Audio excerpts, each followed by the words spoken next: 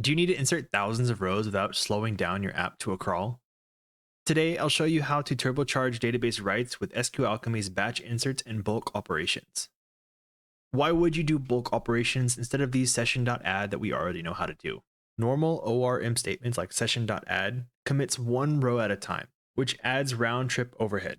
Bulk methods send many rows in a single database call, perfect for imports, analytics, or large ETL jobs. In short, it makes adding to the database much faster. Let's take a look at our setup. Here we've got a very basic model file with our database, our imports, our engine, our base class with an ID, and our product table with both a name and a price. And then we will go ahead and create all the tables. The way you normally add objects into your database is to do something like this, where you get a session, maybe loop over a range of numbers, add it to the session, and then commit it. This works fine in a lot of cases, but when you have a lot of rows you're trying to add, and you do it often, it can slow down your app. Let's go ahead and run this and see how long it takes. Here it took 0.26 seconds. This time can vary depending on the machine you're using. I have a relatively fast machine, so it does go pretty quickly. We go ahead and run this a few more times. We can see it's averaging about 0.26 seconds. Let's take a look into the bulk save objects function in our session. Here we are creating a list of 10,000 products using our product model. Then we go and open a session, call this bulk save objects with our products list, and then commit it. If we go ahead and run this, we can see already it is significantly faster. We can go and run it a few more times, and we can see on average about 0.09 seconds. So this does do one single round trip to the database, unlike the way we normally do it, where it makes a round trip every single statement. And this does return quickly, but one of the big things to note is this does not populate primary keys on objects until after it's committed. So one of the big things to note is relationships don't get populated during this time. Now let's take a look into bulk inserts with dictionaries. We are creating a list of 10,000 rows of dictionaries instead of our product model that we did in the previous example. These will go ahead and map these dictionaries to our product model whenever we call this bulk insert mappings function. So we can go and run this and see how long it takes. And this one is even faster than the last one. The last one was averaging 0.09 seconds. This one is now 0.03 seconds. Since this one doesn't do any ORM object creation, it is much faster.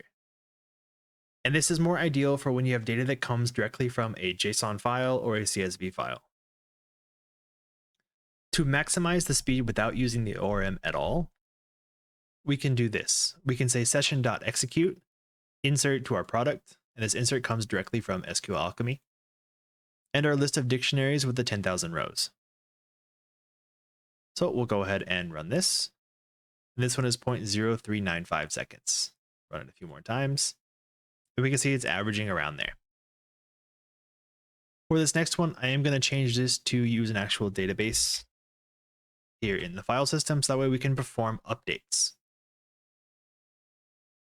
So I'm just going to go back to the bulk insert mappings file here, go ahead and run it. So that way our database has been populated. And then now we're going to take a look at bulk update mappings. So for this one, we are calling session.bulk update mappings, and we provided the first argument of our table that we want to update, and then the list of dictionary values that we're updating on it. You do need to make sure that the primary key, in this case the ID, is included in each of these entries for this list. If we go ahead and run this, we can see this has gone pretty fast.